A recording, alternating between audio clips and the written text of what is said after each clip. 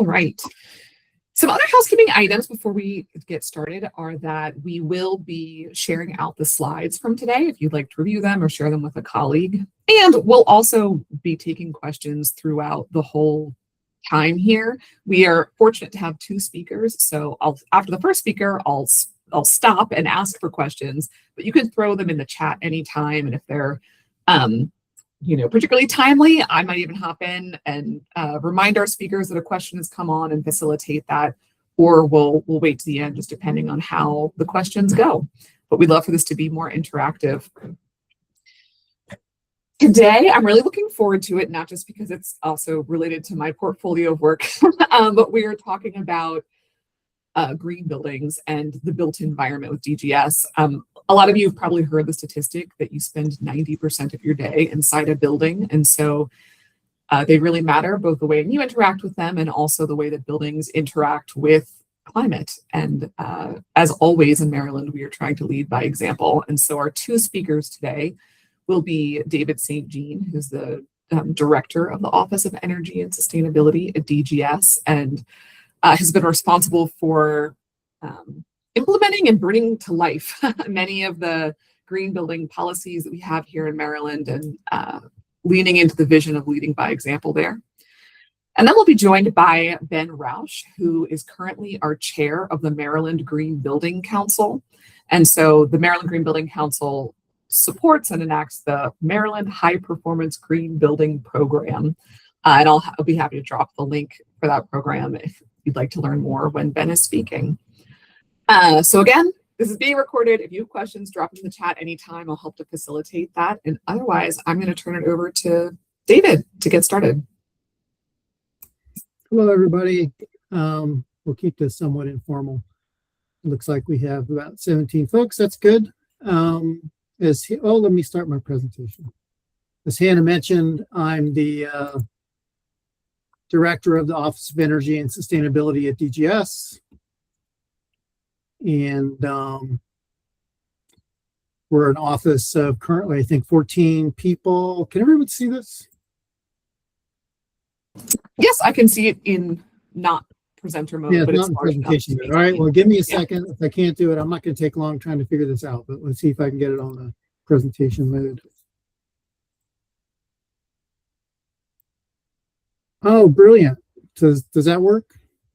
We were seeing the same thing we were before. No, well then never mind. Not brilliant. Okay, well, I'm sorry. I think I'm just going to have to show it this way.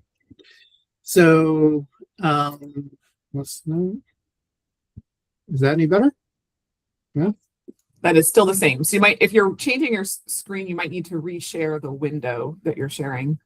Perhaps.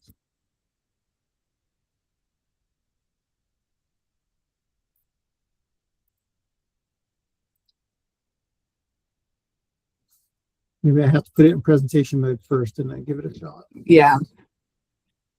While David is doing that, I will share everyone a green building personal update, which is that I've just completed a home energy audit in my own home, and I'm now eagerly awaiting my results in another week and a half. So it's very exciting. I utilized the Empower program and went through my utility and the whole thing. So, all right, David, I don't know what it looks like on your end, but on ours, it looks beautiful.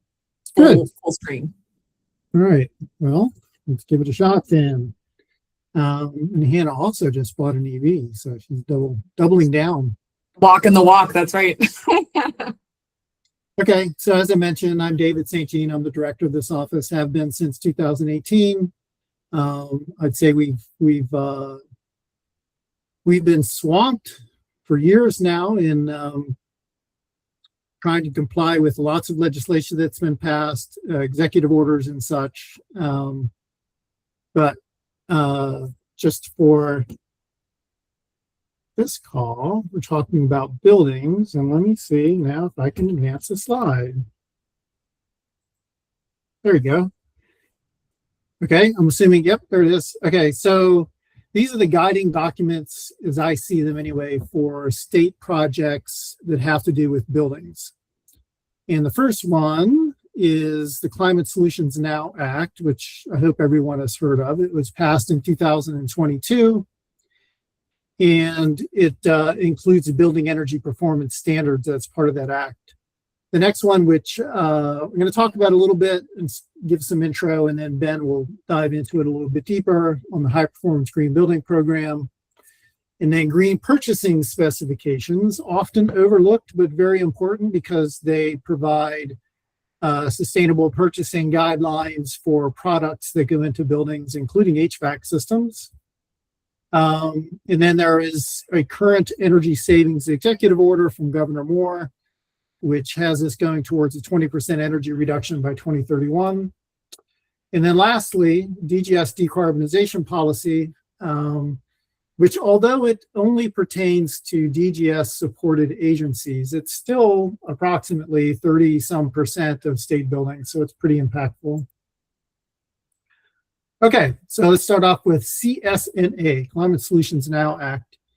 And probably the most important part of this legislation, and what's the sort of the overarching guideline for the whole thing, is that the state shall achieve net zero statewide greenhouse gas emissions by 2045. That's not just state government, that's the entire state economy within what now, 19 years. So again, this is net zero. So that means reducing our carbon footprint, and also reducing our carbon footprint and increasing our sink. So anything that's absorbing carbon. So that can be done through agriculture, tree planting, that kind of thing. What is the definition? DGS supported agencies. There's a question in the chat. What is the definition of DGS supported agencies? Executive branch agencies. So the bigger ones are corrections, Department of Health, juvenile services, state police. There's about 16 of them, I think. And our portfolio is 30 some million square feet. So it's out of about 100 million square feet in the entirety owned by the state of Maryland, including the university system. The way the state's divided up, just coincidentally, is there's university system, there's DGS supported agencies, and then there's MDOT, Department of Transportation, and their supported agencies. Each of those entities has its own procurement authority, and everything sort of derives from that. So back to the slides. BEPS, Building Energy Performance Standards, is a requirement that came out of Climate Solutions Now Act. It looks at buildings that are greater than 35,000 square feet or greater, and it's also not just state buildings, it's private sector buildings as well. And it requires a 20% reduction in direct greenhouse gas emissions by 2030 and zero greenhouse gas emissions by 2040. And so I need to restate that because it doesn't actually require that buildings greater than 35,000 square feet achieve zero greenhouse gas emissions from burning fossil fuels on site. What it says is that if you do that, you're going to be penalized. So there's something called an alternative compliance payment that starts taking effect in 2030, that currently state buildings are subject to paying this alternative compliance fee, which is substantial. So that, for instance, if we do nothing, if the state does nothing between now and 2040, we are going to be spending about I had that number here somewhere, about $123 million a year in alternative compliance fees for state buildings if we do absolutely nothing between now and 2040. So it's a large enough penalty that certainly motivate folks to start electrifying their buildings. And on top of that, not only are we to reduce the burning of fossil fuels on site, but we're also to achieve a particular EUI, which, so this BEPS is a regulation promulgated by Department of the Environment. They are working on EUI development now, and so they're going to come up with benchmarks for building types next year, that each state building has to meet a particular energy use index or energy use per square foot. So it's essentially a measurement of how efficient a building is. So we're all going to be expected to achieve those EUIs as well. Next, oh, here. All right, I had a slide. I added this last night, I guess. So these are the costs to the state, and the first one is for the Annapolis Capital Complex, and this is by 2040, so zero carbon emissions by 2040. 2030 is a 20% reduction statewide, and then you can see the statewide number there. And as I said, the EUIs are being developed by MDE now. And so on average, our buildings are going to be reducing or will be required to reduce their energy use between 20 and 50%, which is significant as well. I think in the end, by the time this is done, we're going to have some very, very sustainable buildings with very low electricity usage and potentially zero burning of fossil fuels on site.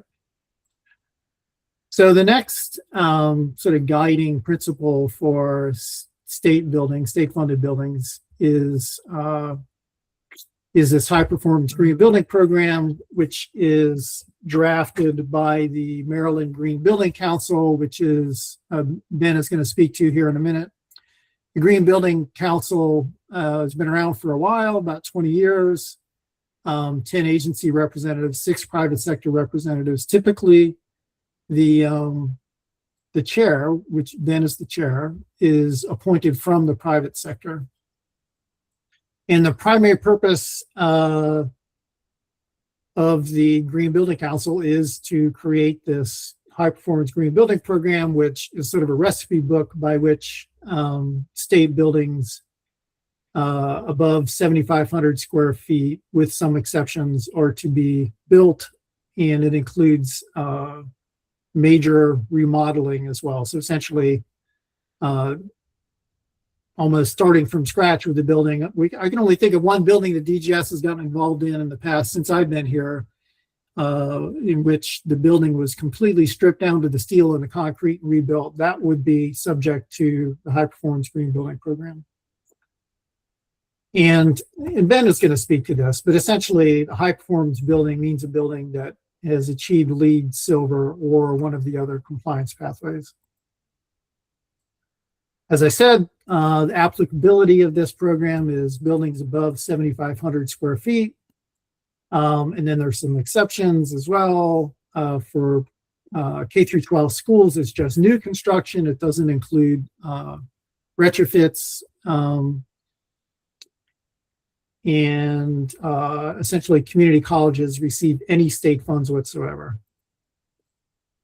And so this year, in this iteration of the program, we spent essentially a year redrafting it and including in it all of the other requirements that the state of Maryland has for green building and sustainable buildings. And so these bullet lists, this bullet list here, these bullets point out what those other requirements are. So for instance, the first one is BEPS compliant. So essentially, do not combust fossil fuels on site. Second bullet point is that they have to not only meet the Energy Conservation Code, which is adopted by Maryland every time it's issued, but there are specifications that increase the efficiency of the IECC even greater than the IECC, and those are created by the Maryland Green Purchasing Committee as part of green purchasing specifications. That there were some individual pieces of legislation that passed within the past few years. The next couple of bullet points about types of lighting, and also that buildings shall be designed and constructed to reduce bird injury, which frankly, it took 3 or 4 years for this statute to pass. And initially I thought, well, this is a little much, but then when you do a little research, you realize that it is actually extremely important. So I'm glad to see this being adopted now for our buildings. Yes, so another couple things we have to have for each building needs to have its own utility meter so we can actually measure what's going on in the building. As I said, the statewide Green Purchasing Committee, the specifications have to be applied to each project. And since the state state government is required to convert their fleet to all electric vehicles by 2030, each project has to have infrastructure installed for EVs.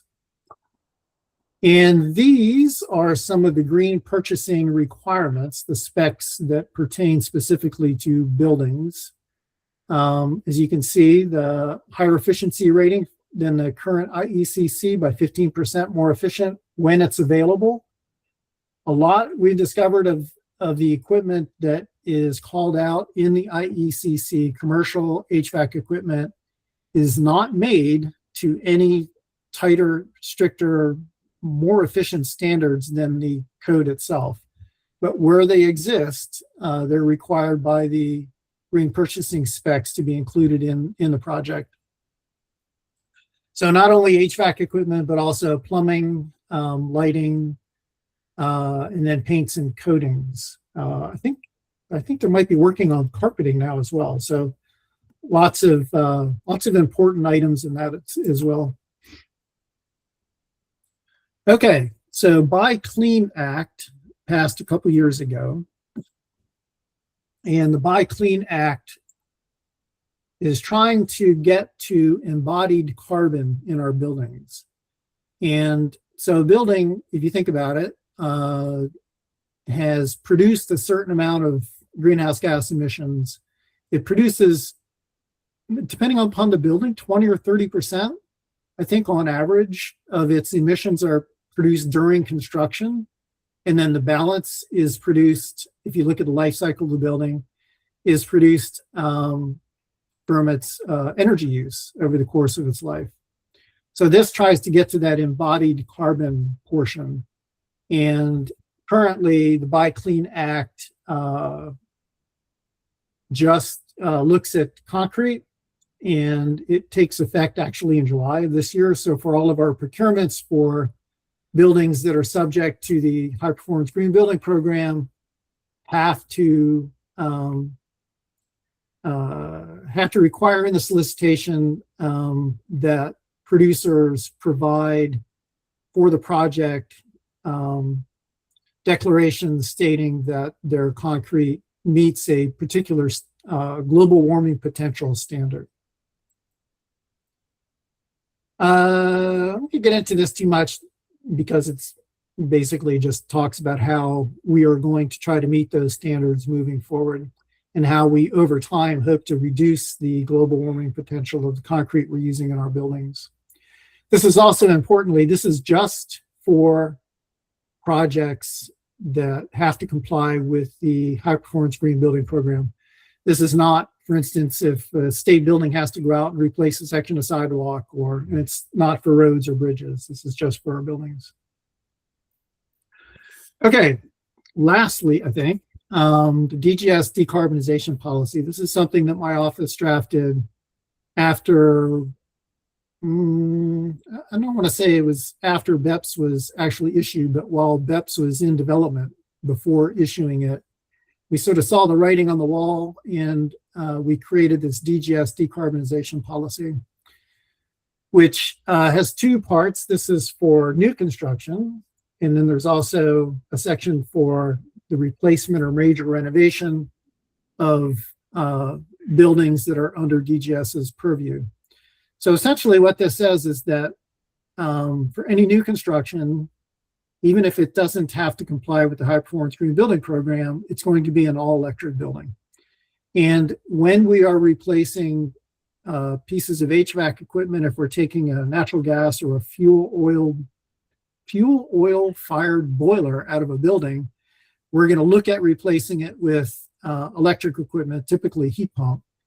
There is a possibility for a waiver for our projects. So far, I think we've only, over the past year or so, we've only allowed a couple, I think, of waivers and on smaller projects.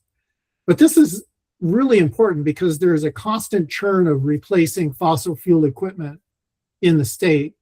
And in the past, you would just pull a fuel oil boiler out and you put another fuel oil boiler in because that's the cheapest and simplest thing to do. This now requires us to look at replacing that fossil fuel equipment with some electric equipment. And yeah, there are some exceptions to it. Well, and that is it. And so if there are any questions, happy to take them now as I stop sharing. Yeah, David, we did get two questions in the chat from Lori. The first of which is, what is the definition of DGS supported agencies? Is it places under DGS purview? Yeah, I think I covered that. So about 16 agencies, the executive agencies, so corrections, state police, state hospitals, juvenile services. Mm-hmm. And also real estate is within DGS. So I know MDE is under their purview. And also, which building was the one that was stripped down for a major renovation? It used to be called, it's a district courthouse. It was the Shillman building. Now it is the Mabel something. It got a different name when it got rebuilt. Yes, Calvert Street is correct. Mabel Hubbard. I think it's the Mabel Hubbard building, courthouse. It's in the city. And it's a nice project. They used VRF, variable refrigerant flow systems. It was hooked up to district steam. And now it's almost entirely an electric building. I think the reheat coming in, or not the reheat, but the fresh air coming in is being heated with, preheated with natural gas, but almost all electric anyway. Very cool. Any other questions for David? All right. Well, I see. Thank you so much, David. And again, we will provide the slides after the fact. Well, David, there is one more question you got, which is any new legislation coming out of the session that maybe actually David or Ben could speak to. Well, there's just today, I think the governor's going to sign the big relief act, which is the big energy bill coming out of the legislature this session. Yep. As far as how green that act is, read it yourself. There's a lot in it. There's a lot there. It is cutting back on the Empower programs, which is unfortunate. DGS got a good section in there, which is going to allow us to more easily procure renewable energy, which I was very happy to see. But anyway, that's the big act this year. That's called the Omnibus Energy Bill. That's being signed today by the governor. Mm-hmm. It was focused on, it's called a Relief Act because it's primarily focused on rate relief or cost relief for residential ratepayers. Lori added that he thinks the Empower cutback is only for 3 years, and I'm not sure. That's true unless something changes between now and then. But yes, so for the next 3 years. Next question. Is there any financial help for schools that replace their HVAC system to geothermal? And Maria, I see your hands up. So if you want to add to that, go ahead and just come off mute. Well, I can wait till the question you just asked gets a response. Thank you. Oh, okay. Oh, it's also because we have two people named Maria. I think that's also where I got confused. Okay. So first, is there any financial help for schools that replace their HVAC systems to geothermal? That you would need to reach out to MEA, the Maryland Energy Administration. Yeah, so there's some grant programs. There's also utility incentives that have become very good if you're replacing fossil fuel equipment. The Empower program switched from a kilowatt hour or kilowatt saved demand savings to a carbon savings, essentially. So they became much more lucrative for those old boilers switching over to a heat pump.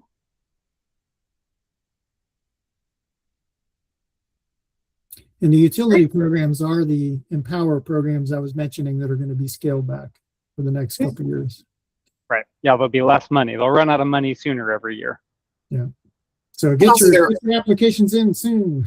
And there also could be potential for an energy performance contract with schools as well that could be inclusive of something like that.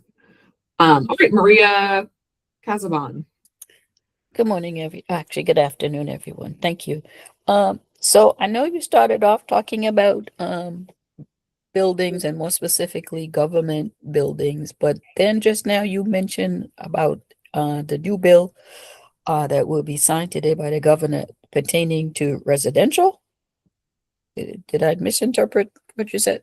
Yeah, the focus of that bill, and the reason it's called the Relief Act, and I don't know what the acronym stands for, but it's essentially residential energy cost relief, electricity cost relief so they're trying to figure out, legislature's trying to figure out how to reduce electricity costs for residential ratepayers in the state of Maryland.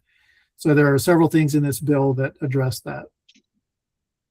It's just the bill has just many parts to it. So a totally separate part of that bill that David mentioned does make it a little bit easier for DGS to pursue a power purchase agreement, which would be like a large, solar or wind purchase. So that's unrelated to the Empower residential part, but it's all in this large relief bill. Thank you. Great. Any other questions? Great. Well, with that then, Ben, we will turn it over to you. Yeah, let me start sharing my screen and we'll see if I get to keep my video on or not. Is it gonna let me? There it goes. Sorry. Screen 2. Let's see. All right.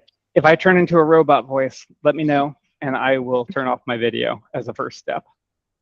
Sounds good. Right now you sound fine, but we are not. Whoop, it's coming up now. There we go. Okay, you're good to go, Ben. Yeah, it's running a little slow, so I'll hit the arrow early.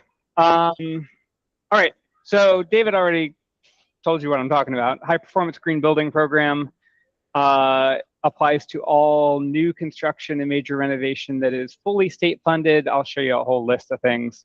K through 12 schools, community colleges, they get their own listing. I am gonna have to be in PowerPoint to actually forward slides. There you go.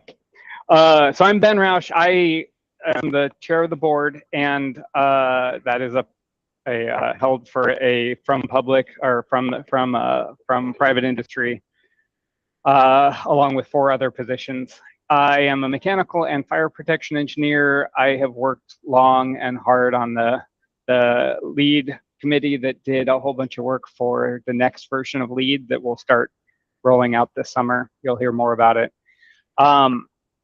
And then I live in the world of energy auditing and modeling and building design.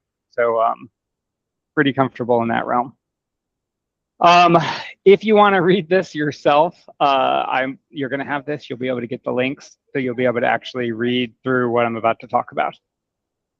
What it applies to. So major building renovation that is of a moderate size, or new buildings of a moderate size. If you're above that 7,500 gross square foot, if you're below it, you're such a small project that these are difficult things to meet, or you may not even be an occupied building that couldn't go for LEED anyways. Specifically, projects, it's 100% funded. So it's fully funded projects. That's the language. Fully funded solely with state funds, except for the bird safe provisions. If you have 50% of your funding or more, you have to comply with the bird safe provisions portion of this high performance green building program. And that's in legislation. That's not how I would choose to have done this, to have different thresholds for different portions. But we live with what the legislation says sometimes. So if you reached out to are you there? Sorry. If you reach out to the high performance green building with a high performance green building program question to me or to any of our committee, we would first ask, what program are you? So this, I think you'll be able to see in my mouse. This is from the most recent program, and we have started doing a table of when does which program apply, and it's based on your preliminary RFP. When you first took your project to an usually an architectural RFP is where that is first, or energy services maybe could be program complying, probably not. So usually architectural RFPs when they go out, and it's this date, and then it'll tell you what version you're in, and it matters because I'm about to show you what changed from 2024 before I started. I started as the chair in December of 24, And then I'm going to show you what changed over the next couple of versions. But that only applies if you're a new RFP or an RFP after these dates. Clear so far? Hope. Can anyone hear me? Let's check that. Yeah, we can hear you. We can see your slides. Okay. Things are great. I'm just making sure. When I get no questions about dates, I worry. So what the legislature requires, I the do language. Ben, I do think it's just because we have a really wide audience today of probably folks who work directly on buildings and also folks who are just coming to learn about green buildings for the first time as a reminder. So that's also could be why not everyone's, some folks, but not everyone will be down in the weeds with you. Great. And I will keep it higher level, and then you can always reach out with questions. That's part of my role. So what the language requires, LEED Silver certification or equivalent. And it's this or equivalent that is really challenging. How do you determine equivalency?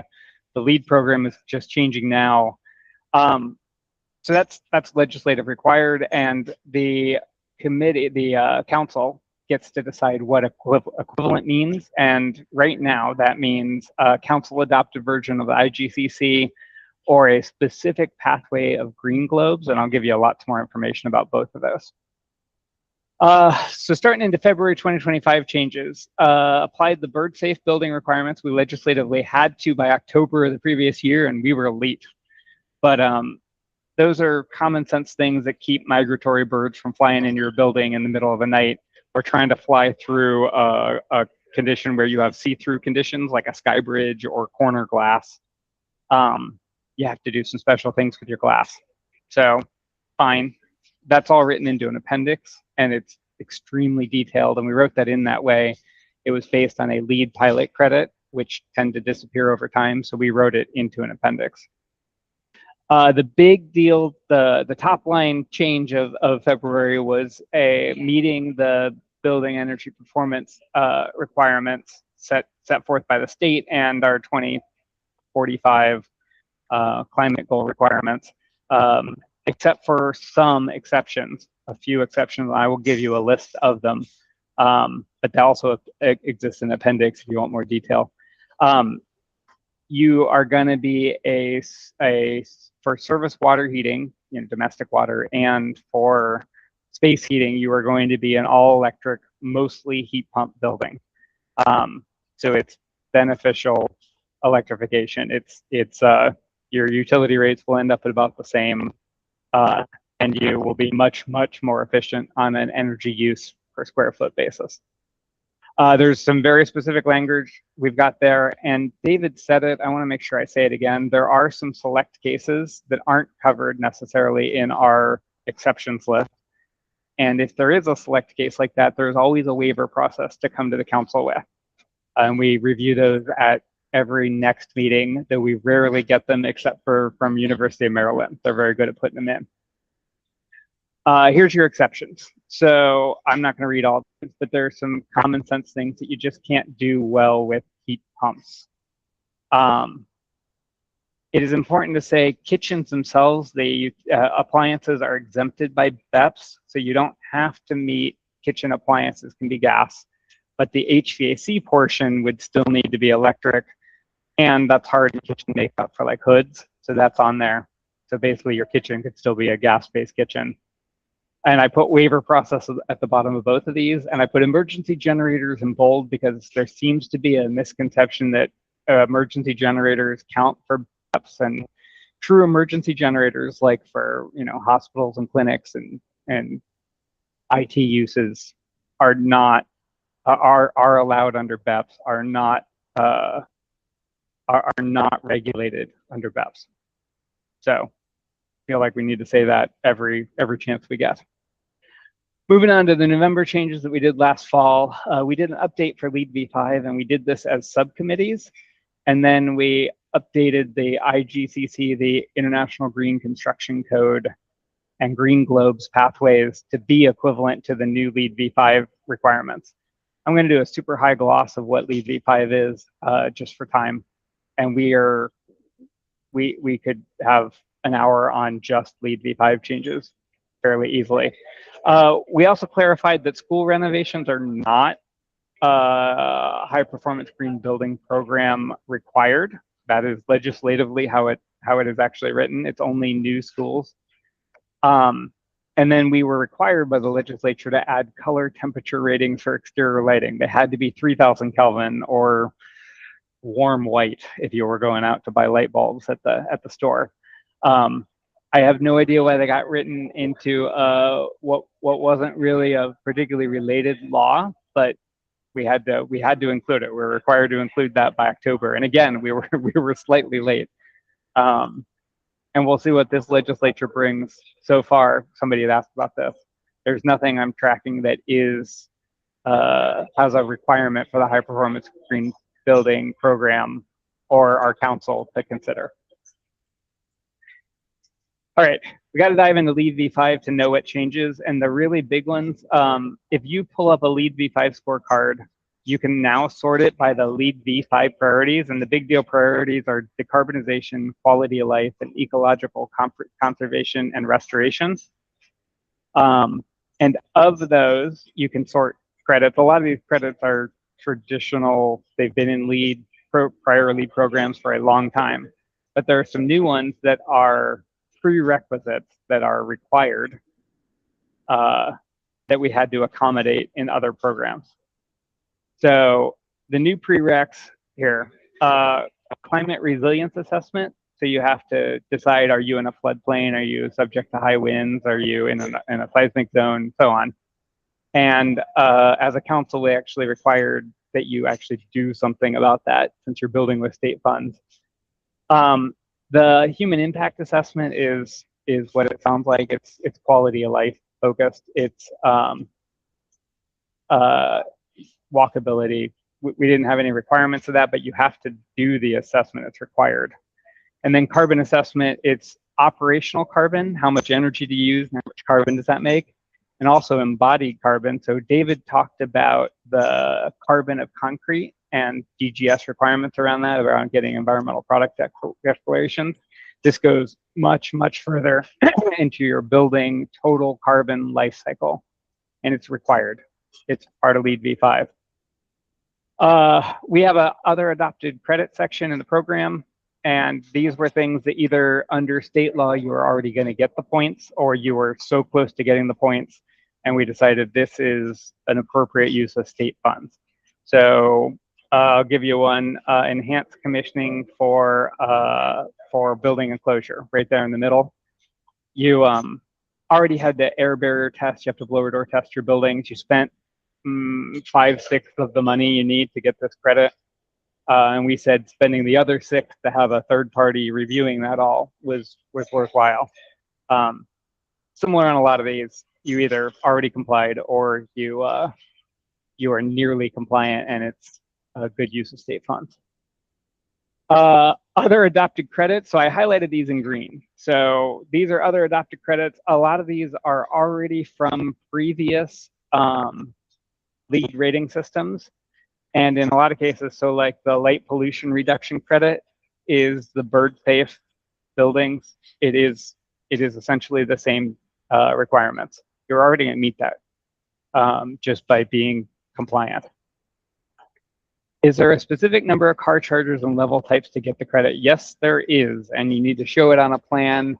And it is not very many. We actually, for what you're required to do for state facilities with state vehicles, that's important, with state vehicles, you will be installing many more chargers than you need for the credit.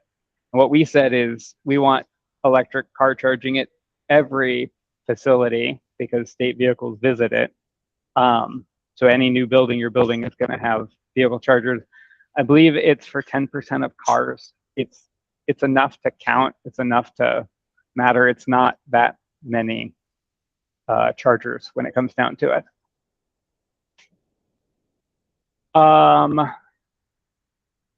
So we also have a section that we made new in this version that is credits impacted by state statute. So this is like a note to architects and engineers, go look over there. You might have a credit you can get, but we're not saying you must do it. So just state statute all these in yellow also are impacted by state statute, and you may be close, depending on your project, and some specific, more or less a help section to help architects know what lines up with already existing state statute and where to go look. Something I'm super proud of. I was on the committee for 5 years that did energy and atmosphere development for LEED v5, and the platinum buildings. And again, you only have to be LEED silver for the state, but platinum buildings can no longer be fossil fuel based. It's a big deal. State buildings are already, by way of the program, not allowed to be fossil fuel based. And it's a big deal. It's a bragging right. It's a thing that that we should be talking about as a state, that the state met this before there was an energy code requirement or any other buildings in the state had to do it. Currently, and at least for the next 2 code cycles, you'll be able to build a gas building privately and then pay your BEPS compliance fines instead of building a heat pump building from the start. So, other notes, there's no longer regional priority and exemplary performance credits. There's these project priorities, and it's not fully fleshed out, but it gets more every week in the library. If you are a program manager or a project manager, maybe that's worth looking at. If you're not regularly touching LEED, you probably don't need to track that. So what is our equivalent anyways? This was the hard part of our work. We had to decide what is the IGCC, what is it missing that is now LEED prerequisites or has been LEED prerequisites, and what does IGCC have? IGCC is a code. It's a bunch of you shall do these. And what did it have that it was over, above, and beyond what a normal LEED building might do? And then Green Globes, same thing. Green Globes, no credits are mandatory. So we needed to work. We worked with with GBI, the Green Globes agency overseer, to develop a whole special for Maryland program. So I'm going to read this because it's a mouthful. The Green Globes Reach Plus certification for Maryland protocol of the Green Building Initiative. So if you're applying and your owner is the state of Maryland or a Maryland state agency, the Green Globes rater, who your project team will have hired, will immediately get a question, is this fully state funded? And it takes it down the decision tree to see if it's required. And if you're following that program protocol, protocol, you will meet the program just by following the protocol. There's no additional steps needed. We originally wanted to just remove Green Globes, and we learned that several school districts have standardized on Green Globes and wanted it to continue. So I said most of this already. It adopts a Reach Plus health assessment. It adopts net zero carbon reporting, and it does the resiliency planning just like we had in, just like what are now prereqs for LEED v5. Lori, send me an email. I'll go back and look. I don't remember. That was from IAC who surveyed their school district. My email will be at the end of the slides. The IGCC, we took out mandatory requirements and made them optional. We made a points-based system or a credits-based system that you add up to the right number of credits. So it is somewhat similar to LEED, and I owe a nod to the 2018 IGCC Code Committee for Baltimore City, which I sat on, but was certainly not the only member of, for taking that idea and expanding it to make sense in a LEED v5 paradigm. A third-party certifier is required. So if you're not doing LEED certification, you must hire a third party. They can be hired by the architects. You don't have to do a separate procurement, but you have to do it. So there is a party out there saying, yes, this design team actually met it. To date, previously, there wasn't that requirement, so teams were self-certifying that they met requirements. So there's a chapter 12 electives, and we have already found a few typos in it. And we'll be doing that in I expect we'll be releasing a program this fall, even though we don't have anything legislatively, just to do some cleanup. on this, the major change. But it does a reference against the 2024 IGCC, and it does a whole bunch of, this section is pulled out as an elective. You have to get a certain number of points. If you are net zero, you already achieve a certain number of points to highly incentivize if you choose to be net zero, which, like for schools, they can get additional state funding for committing to be net zero. So it's additional incentive. We also made a table that will be required for the third-party reviewer to review from the design team. So it makes it easy. It's a checklist and gives you all your requirements. I'm gonna end it there and take questions. And then, like I said, my email will be on the end when we send out the slide. Great. Thank you so much, Ben. And I appreciate you going through some questions when they come up in the chat. So folks are welcome to put additional questions in the chat or raise your hand and have a discussion. I'm also just curious to know, of those of you who are on the call, how many of you directly work with buildings, either in maintenance, renovation, or new construction? You can just give me a thumbs up. There's something we should have asked before we started. Okay, but it's a decent amount of folks. All right, interesting. And I also appreciate everyone who's here who does not work directly with buildings too, because there's more to discover, and you're certainly working in buildings, likely that Maryland's managing.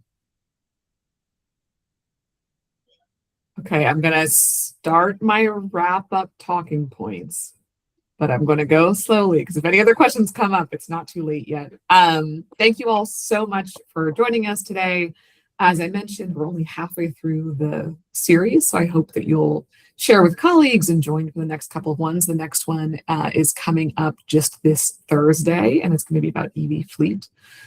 Also, we are having an in-person Earth Day event, which is going to be on, I don't want to say the wrong date, Thursday, excuse me, it's going to be on Wednesday, April 29th from 11 to 1, and that's going to be at State Center. So the lobby and outside, come on through, a great time to see EV vehicles and talk about green purchasing and learn some more, and also celebrate Maryland leading by example. So with that, thank you so much, David and Ben, for all of your expertise and time sharing today. If folks have questions, you can reach out to me or David and Ben, and we're happy to address those. And if those of you who want to learn more about LEAD, we also had last week a webinar about LEAD that we'd be happy to share the recording with you as well. So thank you all so much. Have a great rest of this beautiful day. Thank you. Thank you all. Take care. Bye. Thank you. I sent you my presentation if you just print it. Oh, nope, gone.